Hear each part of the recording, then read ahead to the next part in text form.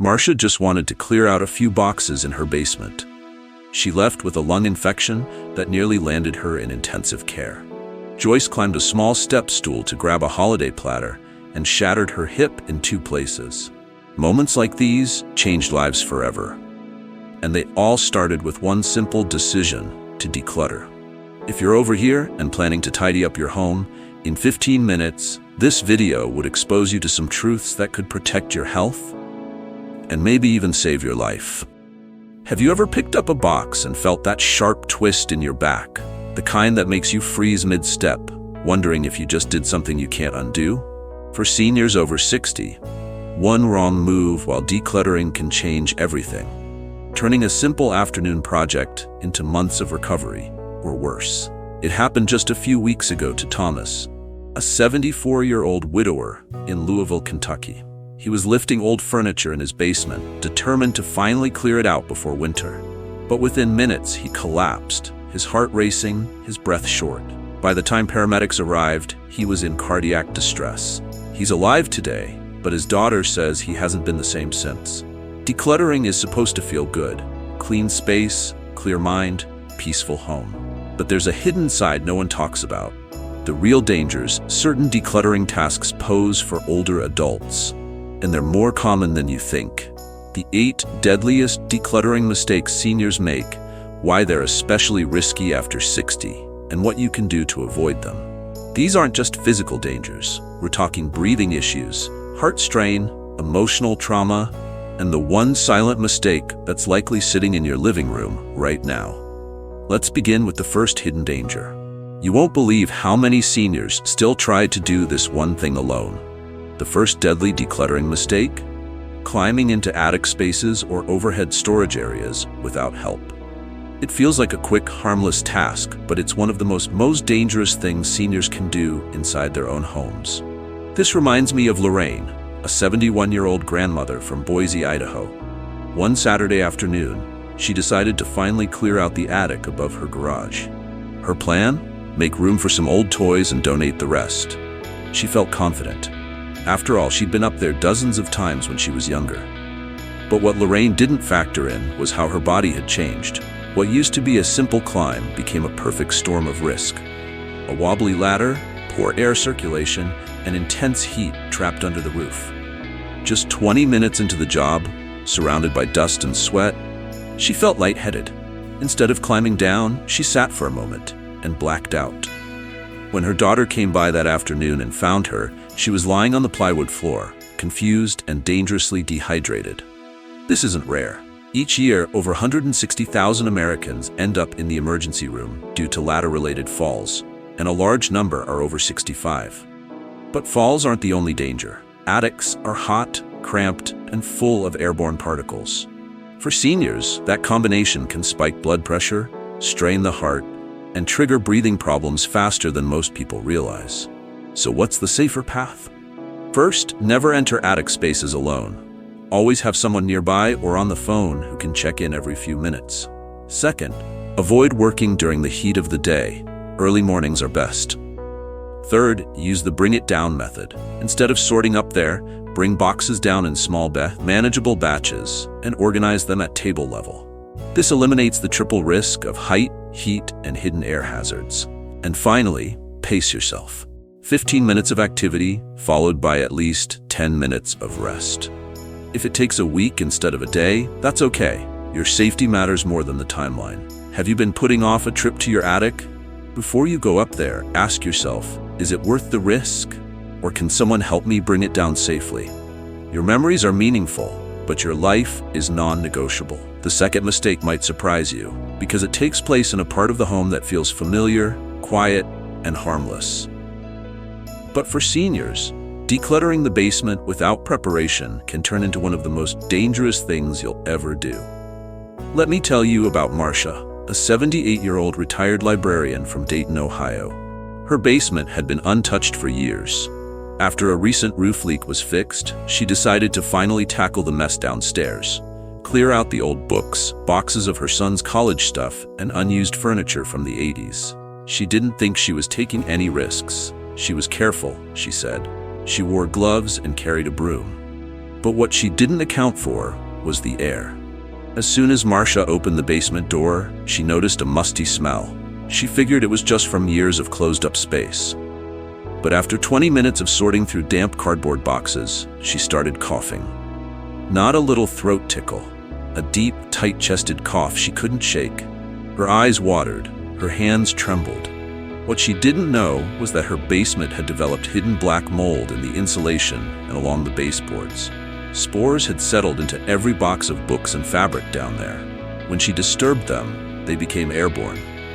That night, Marcia was rushed to the ER with what doctors first thought was pneumonia, but later identified as a severe mold-related respiratory infection. She spent 5 days in the hospital and weeks afterward trying to breathe without medication. This kind of exposure is especially dangerous for older adults. With age, our lungs grow more sensitive, our immune responses slow down, and our bodies take longer to recover from environmental toxins. So, if your basement smells musty, looks damp, or contains materials that have absorbed moisture, don't go down there unprepared. Start with airflow. Open nearby windows if possible. Wear a good quality mask that actually filters out mold and dust, not just one of those thin paper ones. You want something that fits snugly and keeps the bad stuff out of your lungs. Never lift heavy or damp boxes alone. And before you sort anything, get the area checked for mold, especially if you've had past water damage. Even if it feels like just some old junk, your basement may be harboring invisible threats that could compromise your health in a matter of minutes. And if you've ever walked into a basement and thought, "I'll just get this done quickly," take a breath. Call someone. Share this video. Let them know you'll be checking in, because no box is worth your lungs, your strength, or your life. Let me ask you something. Do you have any old cans, bottles, or cleaning supplies stored in your garage or under the sink? Ones you haven't touched in years, but you keep just in case? You might want to take a closer look, because this next mistake isn't about lifting or falling. It's about something you can't even see until it's too late. Take Eddie, a 69-year-old former mechanic from Fort Worth, Texas. He'd always been a hands-on kind of guy, kept his garage tidy, his tools lined up, and his shelves full of useful stuff. But when his niece helped him clean out his garage, they came across rusted cans of paint, half-empty pesticide bottles, and some containers with the labels long worn off. Eddie figured he'd just pour the leftovers down the drain and toss the rest. He wasn't worried. But as he opened one old metal can of wood stain, it released a powerful chemical odor that hit him like a wave. He staggered backward, coughing, eyes watering. He assumed it was just strong fumes, until his chest began to burn and his vision blurred. He collapsed before they could finish the shelf. What Eddie didn't know is that many household chemicals become more dangerous over time. The metal containers corrode, the plastic ones degrade, and the chemicals inside, especially cleaners, solvents, and pesticides, can become unstable or even toxic with age. Some even react with each other. If you're wearing gloves that have bleach residue and you touch ammonia, for example, you're not just cleaning, you're creating a toxic gas cloud. And the older your body gets, the less it can handle those exposures. Your skin is thinner, your lungs are more sensitive, your liver and kidneys work slower. What barely irritated you at 40 could land you in the ICU at 65. So here's the rule I want you to remember. If the label is missing, if the cap is rusted, or if you don't remember the last time you used it, don't open it, don't sniff it, don't guess. Instead, treat it like hazardous waste. Put questionable containers in a separate plastic bin. Contact your local waste collection office. They'll tell you where to drop it off safely. Most towns even offer free household chemical collection days. And if it's leaking or smells off, leave it sealed and get help. Please don't try to be a chemist in your own garage. You don't need to figure it out on your own. You just need to know when not to touch it. Have you ever opened an old cleaner or container and been hit with a smell that made your eyes water?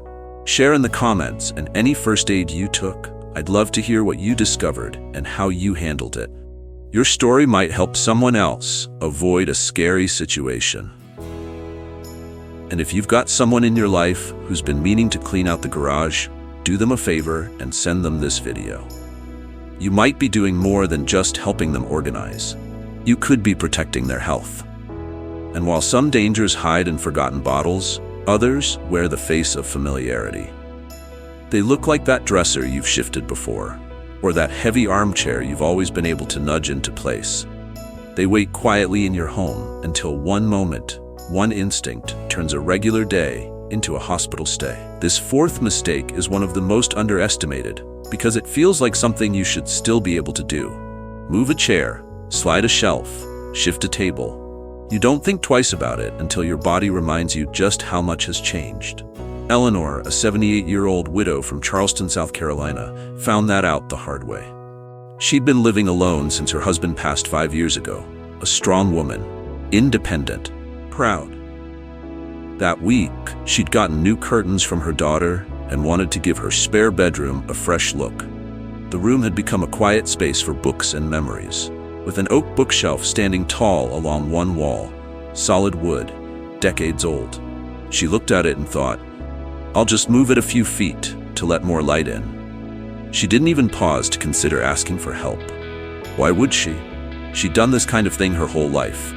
So she leaned in, planted her feet, and started to push. But what she didn't realize, what so many of us don't, is that as we age, the muscles we once trusted aren't always there when we need them. Within seconds, her breathing tightened, her face flushed.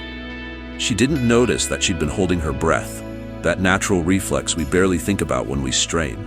The pressure built up quickly, quicker than she expected, and by the time she got the bookshelf halfway across the room, she had to sit down. Her chest felt tight, like something inside had twisted the wrong way. Still, she said nothing. Hours passed before her son called to check in. Her voice was weak. She wasn't finishing sentences. He rushed over and found her sitting in the same chair, pale and trying to convince him she was fine. She wasn't. They drove straight to the ER. Doctors told her she was in the early stages of a hypertensive episode. Her blood pressure had surged to dangerous levels. And worse, the stress of exertion had triggered an irregular heartbeat. This happens far more often than people realize. Moving furniture, especially heavy pieces, puts enormous stress on the cardiovascular system. And when you hold your breath while doing it, which most of us do without thinking, it spikes your blood pressure even higher. Your heart strains, your oxygen drops, and if you already have high blood pressure or heart issues, that one push could land you in a hospital bed, or worse. But the danger doesn't stop at the heart. With age, your spine becomes more fragile, your joints less forgiving. What feels like a solid lift can become a slipped disc or a fractured vertebra. Your bones, your balance, your breath, none of them respond the way they used to. And once something goes wrong, recovery is never simple. So I want to ask you, have you ever looked at a heavy piece of furniture and thought, "I'll just do it myself"? Maybe you didn't want to bother anyone. Maybe you felt like it would only take a minute. But that minute could change everything. If you're thinking about rearranging a room, take a moment to plan ahead. Don't do it in a rush. Don't do it alone. And most of all, don't let pride trick you into thinking strength means silence. Real strength is knowing when to pause, when to ask for help, when to let the furniture stay exactly where it is for one more day. If you've ever had a moment like this, where your body reminded you of its limits, I'd love for you to share it in the comments. Not for sympathy, but because someone else watching right now might need to hear that they're not weak for slowing down. They're smart. And if you're finding this video helpful so far, go ahead and tap that like button. It lets YouTube know this kind of senior-focused advice matters, and it helps more people find their way to safety. Next, we're going into one of the quietest but most dangerous decluttering mistakes. One you can't even see until you're gasping for breath. The paper dust storm. You'd think something as harmless as paper couldn't hurt you. But the truth is, this next mistake sneaks up quietly, not with a crash or a fall, but with a cough, a wheeze, a tightness in your chest that only gets worse with time. And it usually starts in the very room you feel most in control. The office, the den, that little corner where you've stacked years of bills, letters, and files. Eleanor's story in the last section was about pushing too hard too fast. But this next one is about staying still for too long in the wrong air.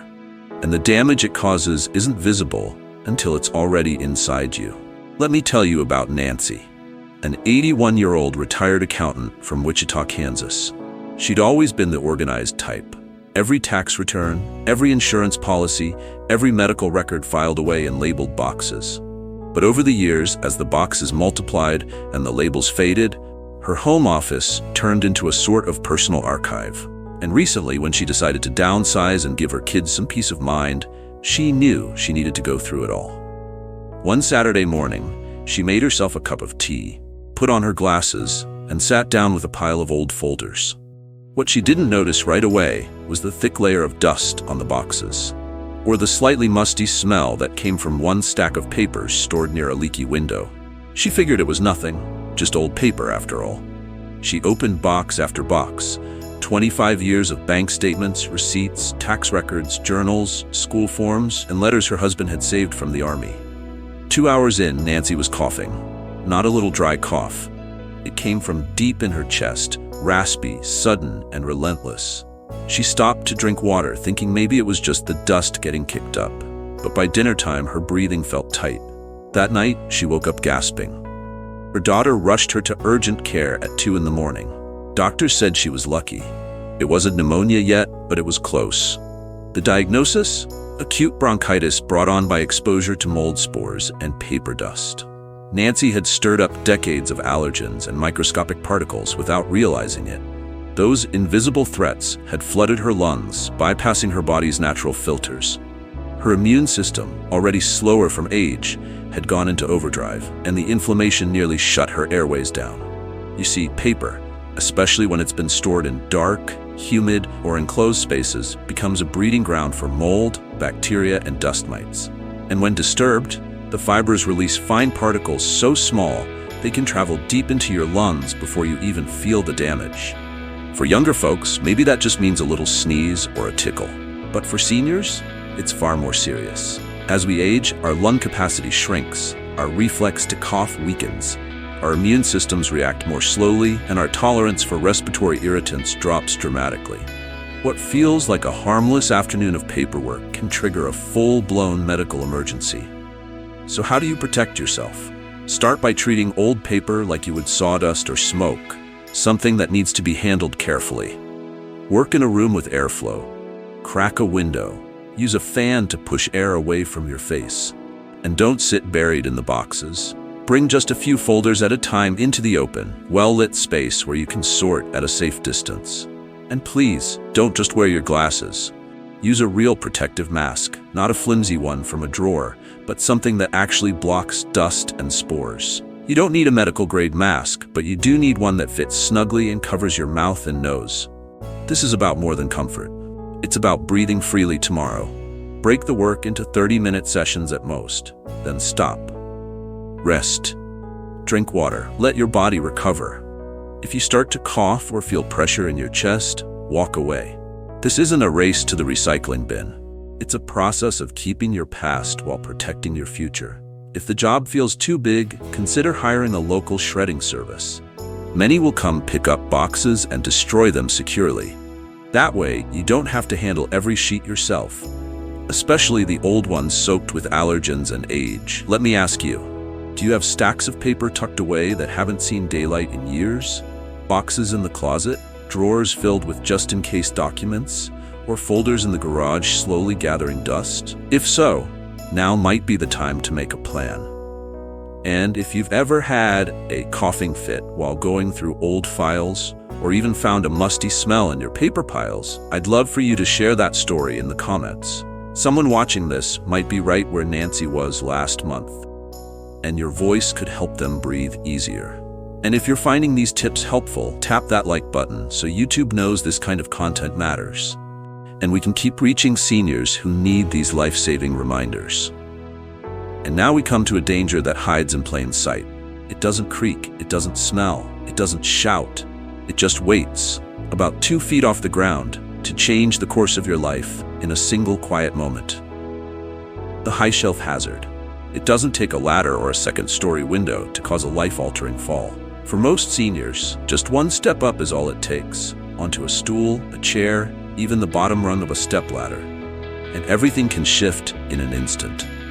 That's exactly what happened to Joyce, a 70-year-old retired seamstress from Akron, Ohio. She'd always been active, independent, proud of doing things herself. That morning, she was simply reaching for her favorite red and gold holiday platter, the one she used every year for her grandkids' cookies. It was up on the top shelf of the kitchen cabinet, tucked just behind the turkey roaster. Without thinking, Joyce pulled out her old two-step stool, the same one she'd used for years. It was sturdy, or so it seemed. She climbed up, stretched just a little farther than usual, and the rest happened faster than her reflexes could respond.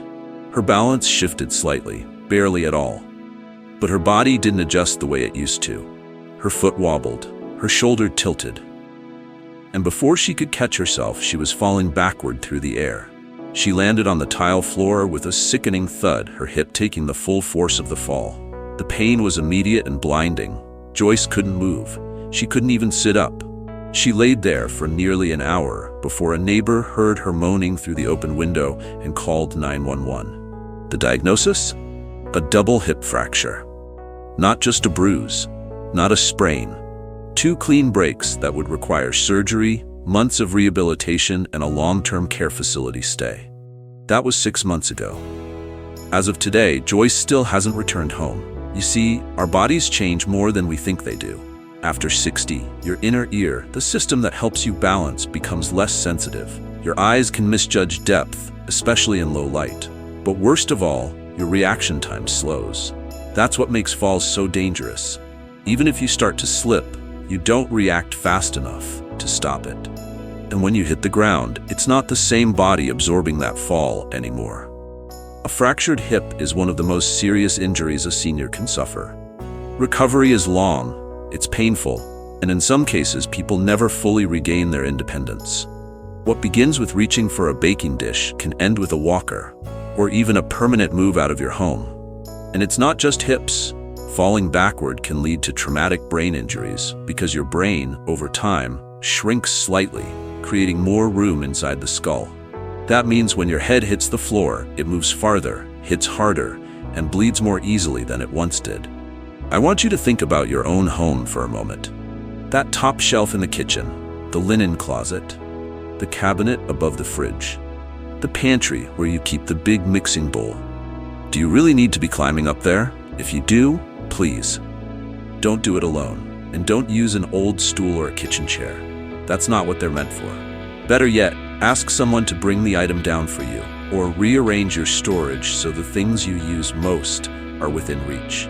You don't need to prove anything by climbing, because no casserole dish is worth your mobility. No platter is worth your pain. Have you ever had a close call reaching for something up high? Maybe you caught yourself. Maybe you didn't. Tell me in the comments. Your story might be the one that convinces someone else to stay grounded. And if you're still watching, share the point that has touched you the most in the comments. It helps the algorithm share this with more seniors who need it. And it lets me know we're having the kinds of conversations that keep people safe, independent, and at home, where they belong. Some dangers are visible. You can see the edge of the stool. You can feel the weight of the bookshelf. But this next mistake is different. It doesn't come with a warning label. It doesn't make noise, and yet it can be the most devastating of them all. The grief trigger. This one doesn't just break bones, it can break the heart. And not in a metaphorical sense. After her husband passed, Ellen, a 76-year-old woman from Richmond, Virginia, left his things untouched. She didn't have the strength to face it at first. His closet, his desk drawer, his shoebox of letters, all remained just as he left them. She told her daughter, "I'll get to it when I'm ready." 2 years later, a chilly morning in January, she woke up and decided the time had come. Maybe it was the new year. Maybe it was just that strange flicker of courage that visits us sometimes, unannounced. She made herself tea, opened the bedroom window for light, and began to sort through his belongings. At first, it felt okay. A few ties, his watch, a belt. But then she opened the bottom drawer of the wardrobe and found a photo album tucked between 2 sweaters, one she didn't remember putting there. It was from their honeymoon, 50 years ago, in Myrtle Beach. Her fingers paused on a black and white picture of the 2 of them, standing barefoot in the sand, her hair blown back by the wind, his arm around her shoulders. And that's when it hit her. Not a memory, not a tear. a crushing wave of grief that gripped her chest like a vice. She couldn't catch her breath. Her hands shook. Her heartbeat raced. She clutched her chest and sank to the floor. Her daughter, luckily, was just down the street and came over when Ellen didn't answer her phone. When she found her, Ellen was pale, sweating, and struggling to breathe. At the hospital, doctors told her it wasn't a panic attack. It was a real, measurable condition, stress-induced cardiomyopathy, more commonly known as broken heart syndrome. Her heart muscle had weakened from sudden emotional trauma. If she had waited to get help, it could have progressed into heart failure. Grief isn't just emotional. For older adults, it's a physical event. When we lose someone, especially a lifelong partner, the pain isn't confined to our thoughts. It surges through our entire nervous system. It raises blood pressure. It strains the heart. It disrupts breathing and floods the body with stress hormones. And if you try to face all of that in one sitting, while surrounded by deeply personal items, the toll can be overwhelming. Yet, this is a decluttering mistake so many make. We tell ourselves we just need to get it over with. We push through the emotions instead of pacing them. We try to be strong when what we really need is support. Here's my advice, from one human being to another: don't do this part alone. Whether it's a friend, a family member, or even a professional organizer, have someone sit with you, not to do the emotional work for you, but to keep you grounded while you do it. Start small, one drawer, one box, not the whole closet. Give yourself permission to stop if it becomes too much. You don't need to finish grieving in a weekend. You only need to honor the process. Piece by piece, bit by bit. If you've ever had a moment like this, where a single object or photo unlocked more sorrow than you were ready for, share it in the comments. There's someone else watching who thinks they're the only one. Let them know they're not. In our final point, we'll talk about a mistake that's not physical and not emotional either, but psychological. Quiet, subtle, and so common, you may be living with it every single day without realizing it's keeping you stuck. Let's keep going. I call the 8th mistake the helper's guilt. We've talked about dangers you can trip over, lift wrong, inhale, or cry through. But this final mistake is quieter. It doesn't start with a fall or a photograph. It starts with love, with kindness, with doing everything for everyone else until there's nothing left for you. And that's what makes it so dangerous. Let me tell you about Lena, a 74-year-old grandmother from Flagstaff, Arizona. She's the one the whole family relies on. The one who keeps her freezer full for surprise visits. The one who still drives to check on her neighbor with arthritis. The one who never says no, even when her own knees ache or her back stiffens from sleep. Lena's home was full of stuff she meant to get to soon. The garage with her late husband's tools. The closets full of her grown children's old boxes. The living room corner that quietly gathered mail, gifts, and old decorations that never made it back to storage. She walked past it all every day, making mental notes. Next week, when things calm down, maybe after I help Sarah with the baby, once my church committee finishes the bake sale. But the weeks never calmed down. There was always someone else who needed her more. Always another favor, another ride, another project. And in the process, Lena's own safety fell further and further down the list. Until one evening, she tripped on a stack of books by the front door, ones she had moved aside weeks ago, meaning to sort them later. She landed hard. Nothing was broken, thankfully. But her daughter, who had come over for dinner, looked around the room and said gently, "Mom, it's too much. You don't have to do everything for everyone all the time." That was the moment it hit her. Lena's house wasn't cluttered because she was lazy. It was cluttered because she'd been choosing everyone else's needs over her own for years. She'd been pouring from a cup that hadn't been refilled in ages. And I want to say something to you now, if you see yourself in that story. It is not selfish to put your own safety first. It is not wrong to say, "I need to make my space work for me now." You don't owe anyone your energy 24/7. You don't have to justify why today, finally, it's your turn. Helper's guilt is real. So many seniors feel it. We say yes out of love, out of habit, out of fear that if we stop helping, we stop being needed. But what if the greatest help you could offer your family is simply staying well, staying safe, and staying in your home longer because you finally made time for yourself? So if you've been putting off decluttering because you're always doing things for others, I want to give you permission, right now in this moment, to put yourself first. Not because you're abandoning anyone, but because you're honoring the life you've built and the space that holds it. If that resonates with you, tell me in the comments. What's the one area in your home that's been waiting for your attention? Not your kids, not your grandkids, not your church groups. Yours. I want to know. After hearing all 8 of these mistakes, I hope you're starting to see that this isn't just about clearing space. It's about protecting your life, your breath, your balance, your heart, your peace of mind. Decluttering in your 60s, 70s, and 80s isn't like it was in your 30s. You're not just managing objects, you're managing your energy, your safety, your emotions, your memories, and every single decision you make, whether it's climbing into the attic, pushing a bookshelf, or opening an old envelope, deserves care and thoughtfulness. Because the seniors who thrive into their later years aren't the ones who muscle through and ignore the warning signs. They're the ones who pause, who ask for help, who recognize that strength looks different now and that slowing down isn't giving up, it's growing wiser. Maybe you've seen a piece of your own story in Eleanor, or Nancy, or Joyce. Maybe your attic's waiting, or your basement, or a drawer full of papers tied to a past you haven't quite been ready to face. Wherever you are in your journey, remember this: your home should support your life, not threaten it. By avoiding these 8 mistakes, you're not just decluttering, you're giving yourself the chance to stay in your home longer, to move with more freedom, to breathe more easily, and to wake up every morning knowing you're safe in your space. So if this video helped you today, even just a little, please take a moment to like it. It helps more seniors find this kind of practical, heartfelt advice. Share it with someone you love, someone who might be facing these same choices alone. Our last decluttering video got 250,000 views. Let's get this to 1 million by showing the rest of the world what mistakes they are making while trying to declutter. And if you haven't yet, subscribe to the channel so you don't miss the next conversation. We're building a gentle, honest, and supportive community here. One story, one reminder, one safer home at a time. And now, I'd love to hear from you. Have you ever had a close call while decluttering? A moment where something small turned serious, or something emotional caught you off guard? Share your story in the comments.